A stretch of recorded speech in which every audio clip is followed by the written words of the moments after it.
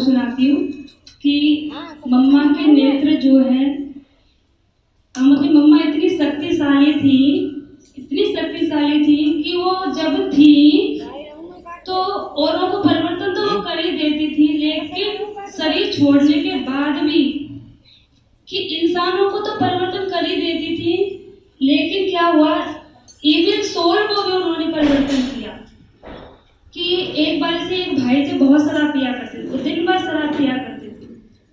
तो एक बार ऐसी बाइक पर जा रहे थे वो, एक बाबा के बच्चे, उन्होंने उनसे लिफ्ट मांगी कि मुझे वहाँ सेंटर तक छोड़ देना। तो उन्होंने क्या किया कि उस सेंटर पर जाने के लिए वो बैठ गए बाइक पर, और वो शराब पिए था, और वो जानते थे कि हाँ ये शराब पिए हुए हैं, लेकिन वो ये भी जानते थे कि शराब पीते हुए भी ड्राइविंग अच्छी कर लेते। तो बैठ गए वो। अब सेंटर पे जाना काफी दूर था सेंटर, और वहाँ जाने में बीच रास्ते में क्या हुआ, उन्होंने अपनी बाइक रोकी और फिर वो शराब पीने लगे। और वो आपस में ना उसी सोल से बात कर रहे थे कि मतलब बातें कर रहे थे वो आपस में। तो उन्होंने कहा कि तू भी पिएगा कि पी। अब वो जो बाबा के बच्चे थे वो उनकी बातों को सुन रहे थे कि तू भी पिएगा, ये शब्द उनको सुनाए थे कि ले पी, और बोतल दी। और उस आत्मा ने क्या किया कि उनके अंदर, उसके जो ड्राइवर था उसके अंदर प्रवेश कर लिया।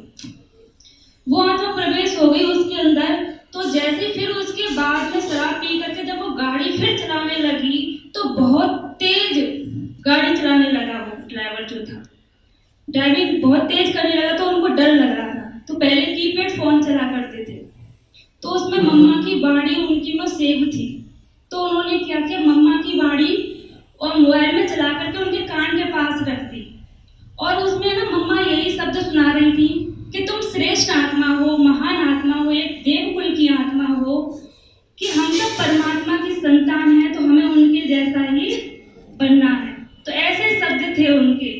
तो जो वो उस इविल सोल आत्मा ने, जैसे वो मम्मा की वाणी सुनते हुए जा रहे थे, वो आत्मा सुन रही थी, तो धीरे धीरे क्या हुआ, वो उस ड्राइवर की स्पीड मतलब कि धीरे धीरे कम होती जा रही थी। तो फिर कुछ समय बाद जब बाइक रोकी तो उस आत्मा ने, मतलब जो बाबा का बच्चा था, उन्होंने कहा कि तुम जो भी हो, उन्होंने उससे पहले ये कहा था कि बाइक धीरे चला, उसका नाम लेकर के। तो वो कहने लगा कि कौन, मैं ये नहीं हूँ, मैं तो फलाना हूँ, ऐसे करके बोला, और मैं तो ऐसे ही बाइक चलाता हूँ, तो ऐसे करके बोला। तो उसने फिर क्या किया, मतलब बाबा की बात, जब मम्मा की वाणी सुनने लगा तो परिवर्तन हो गया, बाइक भी धीरे धीरे चलने लगी।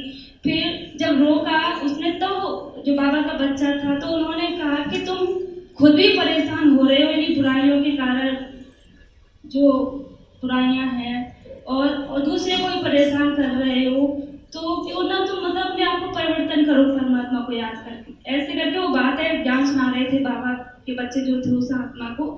तो और वो कहने लगे कि मैं तुम्हें मतलब कि ऐसे स्थान पर ले करके जाऊंगा जहाँ तुम्हें योग का बहुत योगदान मिलेगा, दान मिलेगा। तो ऐसे करके मतलब वो वहां पर ले करके उस व्यक्ति को वहां ले करके जाते थे, और उस आत्मा ने मतलब वो जो इविल सोल थी उसने अपना भी परिवर्तन किया, उसको भी मतलब उससे छुटकारा मिल गया।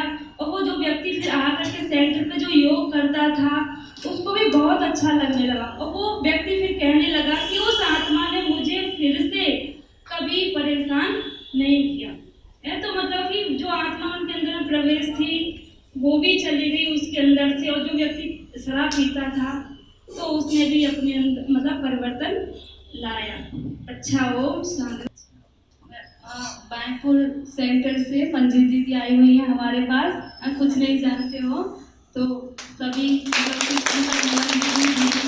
और आप सभी इनको जोरदार एक बार तालियां बजाएं, उनको तालियों से स्वागत करते हैं।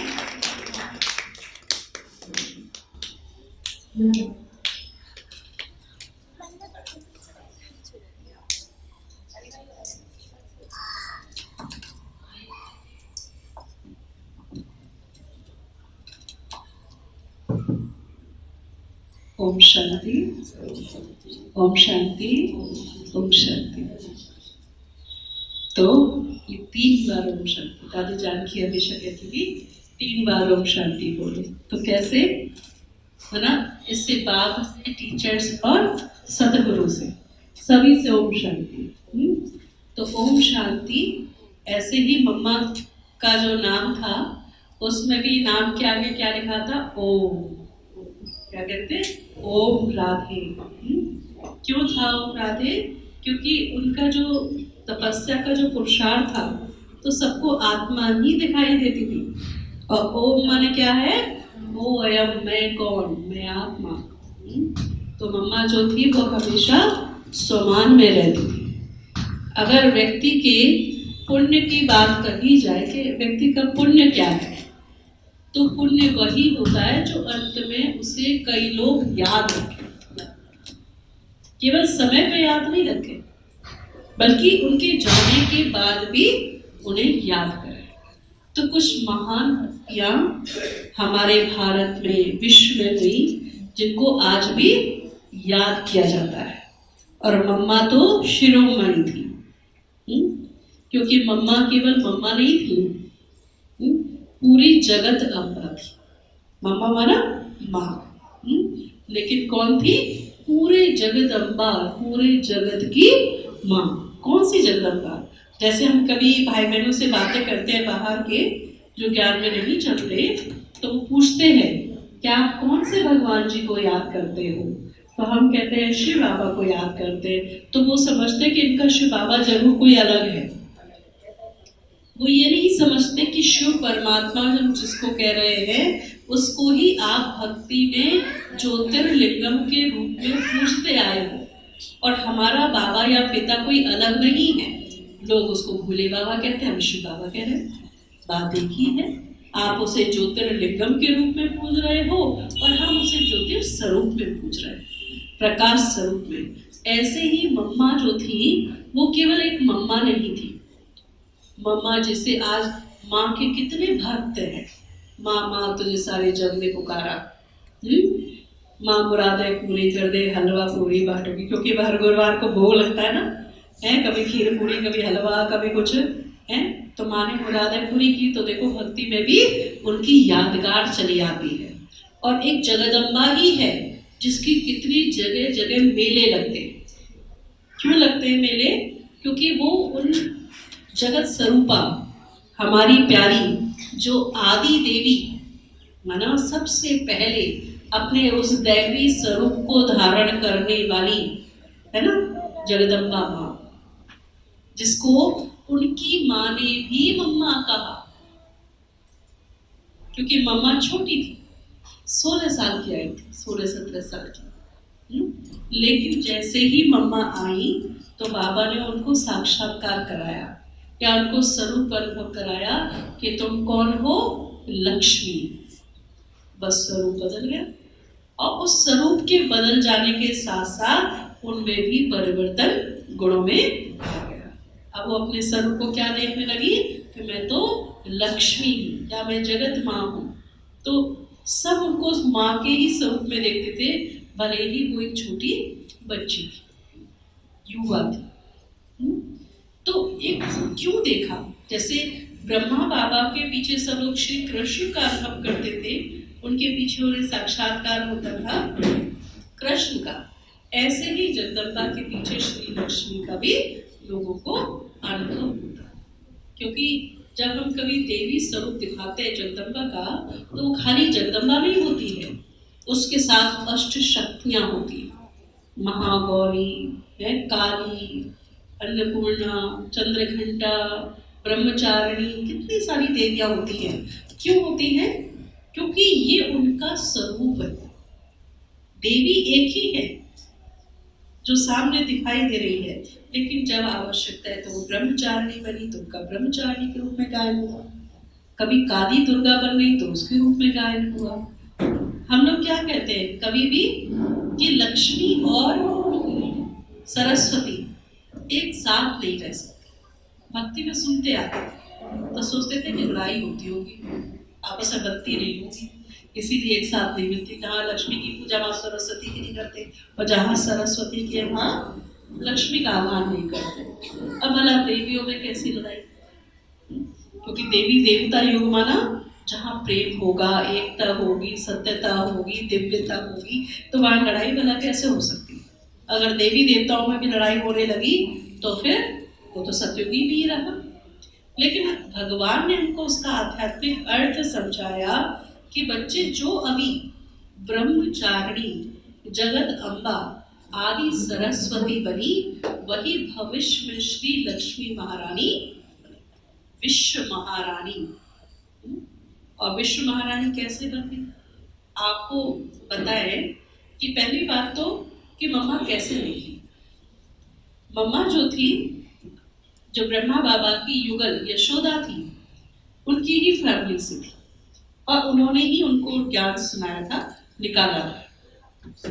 तो परिचय उनको वहां से मिला, यानी ज्ञान में लाने के निमित्त माता यशोदा बनी। लेकिन धारणा करने में मम्मा अपने आप नंबर कर गई।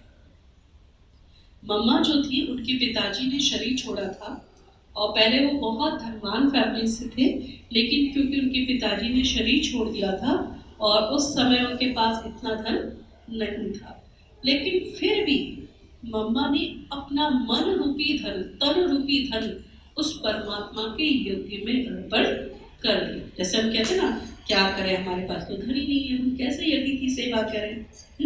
लेकिन मम्मा ने तो ये बातें सोची नहीं, क्योंकि जहां हमारा मन होगा वहां हमारा धन होगा। हम क्या कहते हैं, भगवान क्या कहता है महावाक्यों में, मन मनाभव। कभी तन तनाभव और धन धनाभव नहीं कहता, मन मनाभव, यानी मन को तो लगाओ, और जहां मन को लगाएंगे वहां सेवा अपने आप ही हो जाएगी। आप इच्छा रखोगे कि आज मैं बाबा के घर में इतनी सेवा है, और बाबा आपके पास कहीं ना कहीं से वो सेवा जुड़ा देगा। क्योंकि केवल देवी सरस्वती नहीं है, वही देवी सरस्वती केवल यज्ञ में आई है अपने अकेले, लेकिन उसके केवल वाणी के, मतलब वाणी के पुरुषार्थ से या फिर उनके ओजस्वी प्रभाव से इतनी आत्माएं निकली। वो जग वत्सला थी, मना इतना प्रेम से ज्ञान सुनाती थी कि लोग उनकी मना जो वाणी है उसको सुनकर भाव विभोर हो जाते थे और वो बाबा के पक्के बच्चे बन जाते थे। और ऐसे ही बाबा के उन्होंने इतने रत्न निकाले कि उन रत्नों ने अपने धन से यज्ञ की सेवा की। तो मम्मा को नहीं करनी पड़ी। हमारो जैसे कि आजकल स्कीम चलती है कि भाई तुम इतने लोग बनाओ तो तुम्हारे शेयर में उतना हिस्सा पहुंच जाएगा। तो हम क्या करते हैं, हमने एक बनाया, फिर एक ने एक बनाया, या एक ने 10 बनाए, 5 बनाए, ऐसे करके अब चलती है ना स्कीम। तो ये तो परमात्मा की स्कीम है। अगर हम किसी एक को निकाल रहे, 2 को निकाल रहे, 10 को निकाल रहे, तो आप उनको निकालने के निमित्त बने हो, तो ये आपका पुण्य है, ये आपका भाग्य है। अगर वो कुछ भी करते हैं तो क्यों? क्योंकि आपने उनको निमित्त नहीं करना। भले आप अपने धन से कर पाए न कर पाए, हो सकता है आप तन से सामर्थ्य ना हो, आप तन से सेवा नहीं कर पाए, लेकिन आपने जिनों को निकाला उनके माध्यम से, तन से, मन से, धन से जो भी सेवा हुई, कहीं न कहीं आपका शेयर आपके हिस्से में पहुंच जाए। क्योंकि राजा कैसे बनता है? राजा के पास मंत्री होते हैं, प्रजा होती है, साहूकार होते हैं, तब तो वो राजा बनता है। राजा को सब काम करने नहीं पड़ते, लेकिन सब उसका काम कर देते हैं। तो इसीलिए मम्मा विश्व महारानी बन गई, अकेले आकर, बिना धन के भी आकर, क्योंकि उन्होंने अपना धन किसको मान लिया? परमात्मा को। कि परमात्मा क्या है? मेरा धनी धोरी है, भगवान मेरा धनी धोरी है। कोई दुनिया का इंसान धनी धोरी नहीं हो सकता। सब अपने भाग्य का खाते हैं ना, खाते हैं कि कोई किसी के पति के हिसाब से खाता है, कोई बेटे के हिसाब से खाता है। हम क्या कहते हैं कि हम अपने ही भाग्य का खाते हैं। भाग्य का खाते हैं माना हम पुरुषार्थ करेंगे, मेहनत करेंगे, तब तो हमें मिलेगा। हम सोचे कि हमें आम मुंह में टपक जाए या फिर कुछ हमको मुंह में ऐसे ही पानी चला जाए, तो नहीं जा सकता। आपको चाहिए, लेकिन आप अगर पुरुषार्थ करते हैं, इतनी सेवा करते हैं, तो लोग आपके आगे जी हजूर, जी हाजिर करना शुरू कर देते हैं। तो मम्मा ने भी क्या किया? शिव बाबा के सामने अपने आप को जी हाजिर किया। जो बाबा ने कहा वो मम्मा ने जी हाजिर, जी हजूर किया, कभी ना नहीं किया। तो सोचो क्या करना है। हाजी का पाठ पक्का किया ना, और मम्मा ने विशेष 3 गुणों को धारण किया। पहला गुण था रूहानियत, बहुत आवाज से नहीं बोलना, बहुत प्यार से बोलना, मीठा बोलना, चाहे कुछ भी हो जाए, है ना। और दूसरा था सम्मान। मम्मा अपने सम्मान को नहीं भूलती थी। मैं कौन हूँ? मम्मा हूँ, जगदम्बा हूँ, भविष्य में श्री लक्ष्मी बनने वाली हूँ। उन्होंने अपने सम्मान को बुद्धि में याद रखा और बाप से तीनों सब संबंध का स्नेह लिया। जैसे हम आते हैं ना नए नए, तो हम क्या कहते हैं, कोई बाप बनाता है, कोई बच्चा बनाता है, कोई सखा बनाता है। नहीं, बाबा से सर्व संबंधों का स्नेह यहाँ पर लेना है, तभी आप सतयुग में सब संबंधों का स्नेह कृष्ण के साथ ले पाओगे। जो कर्तव्य हमारा यहाँ है इस संगम युग में परमात्मा के साथ, वही संबंध हमारे फिर कृष्ण के साथ भी होता। ठीक है, तो वहां पर हमारी राजधानी भी फिर वैसी ही होगी। तो इसीलिए परमात्मा से सर्व संबंध अपना लेंगे।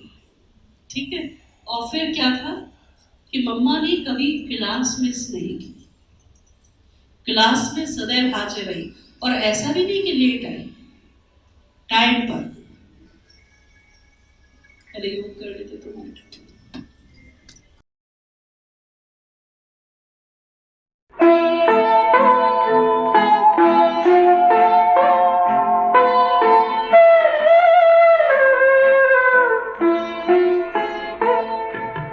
शिव पिता को अब याद करो, मुक्ति धाम तुम्हें जाना है। अपने सुकर्मों के बल पर ही सतयुग में तुमको आना है। शिव पिता को अब याद करो।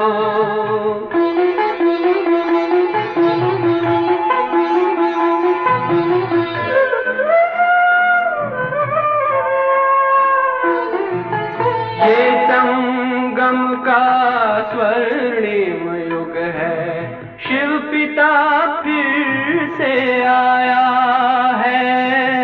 ब्रह्मामुख से शिव बाबा ने वही गीता ज्ञान सुनाया है। इसमें आत्मा का अभ्यास भी जरूरी है, क्योंकि जैसे मम्मा समान में रही तो बाबा कहता है कि ऐसे लोगों को बातों में बुद्धि इधर उधर चली जाए, तो इसलिए बाबा ने क्या बना दिया, ट्रैफिक कंट्रोल।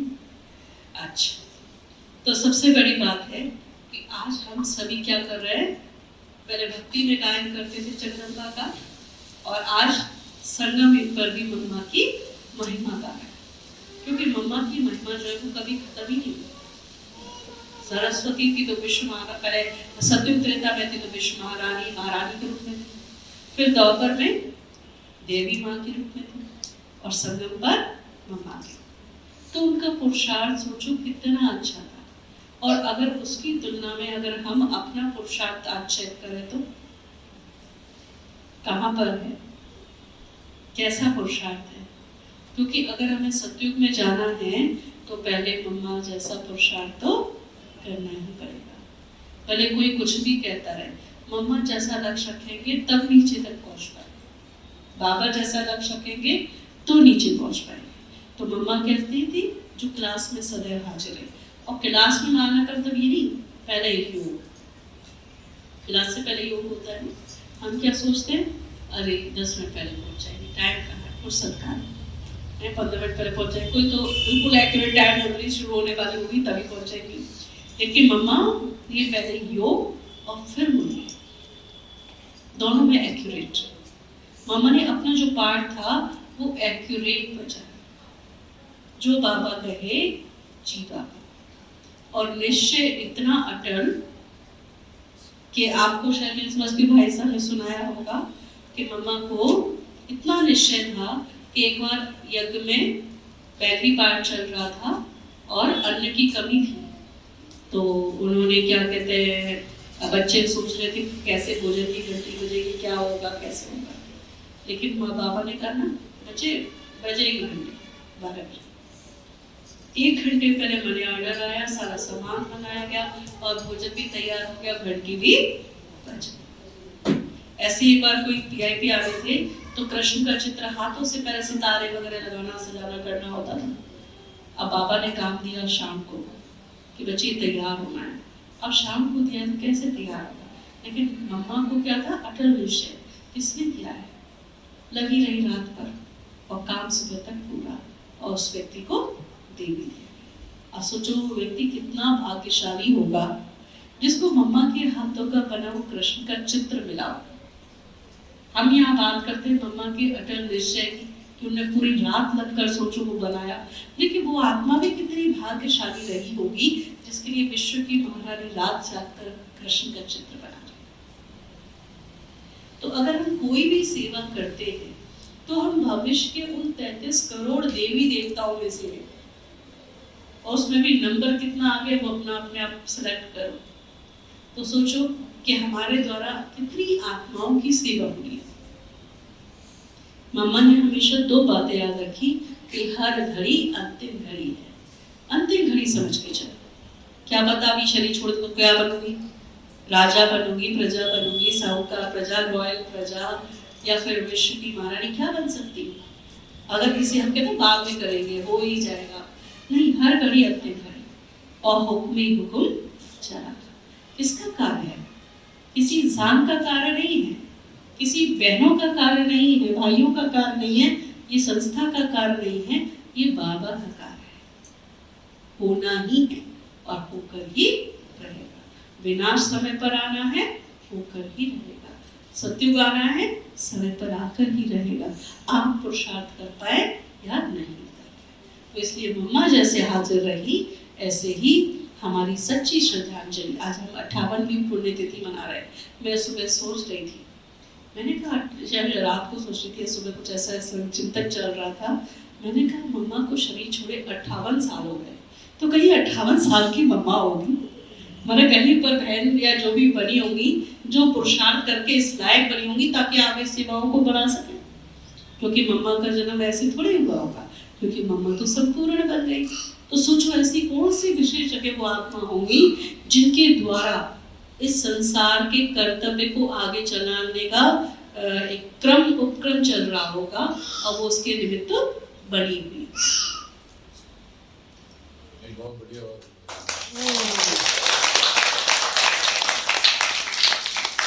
अभी सुबह ऐसे ही मोबाइल खोला तो उसमें आ रहा था कि अमेरिका के करीबन 50 स्थान जलमग्न हो जाएंगे। ये बात हमने 94 में ज्ञानामृत में पढ़ी थी, जब 93-94 में ज्ञानामृत में पढ़ी थी, और आदरणीय जगदीश भाई जी ने निकाला था उस लेख को कि एक समय ऐसा आएगा जब ग्रीन हाउस की जरूरत पड़ेगी और जो दिल्ली जैसे शहर और बहुत जैसे दमघोटू शहर हो जाएंगे, जलमग्न हो जाएंगे।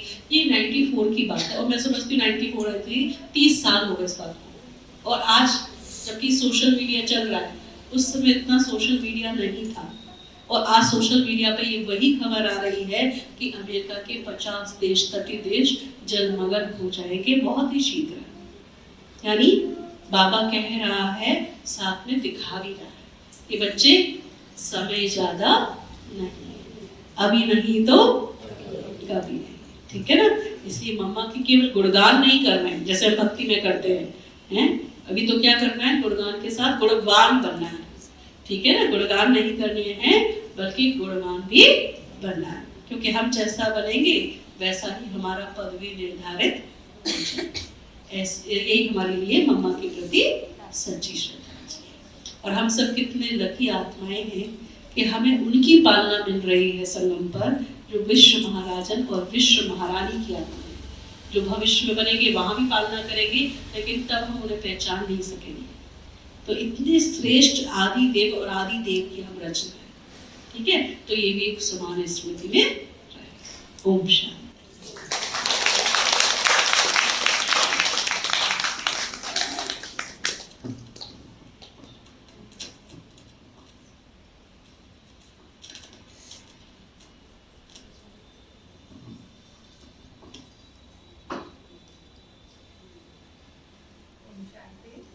एक जोरदार तालियां बजा दो। देखो हम सभी कितने भाग्यशाली हैं कि बाबा के आदि रतन विशेष बाबा के बच्चे आप सभी को ज्ञान रत्नों से भरपूर करते हैं और हम सभी के लिए एक विशेष दिन है। लेकिन उससे पहले हम सभी क्या करेंगे? हाँ, क्या करेंगे? क्या दिखाई दे रहा है? सम्मानित मंच पे जो विराजमान है सभी का स्वागत है।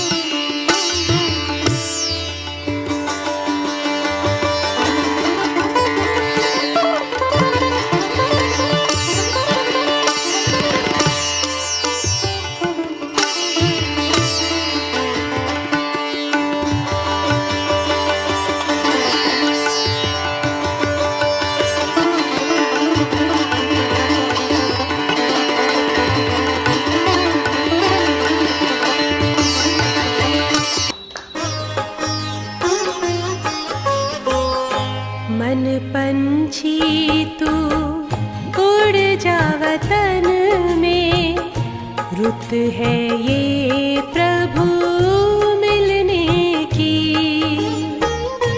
मस्त पवन है महका चमन है, मस्त पवन है। तालियां बजती हैं, इसका बहुत फायदा है। घर में रहोगे तो नहीं बजाओ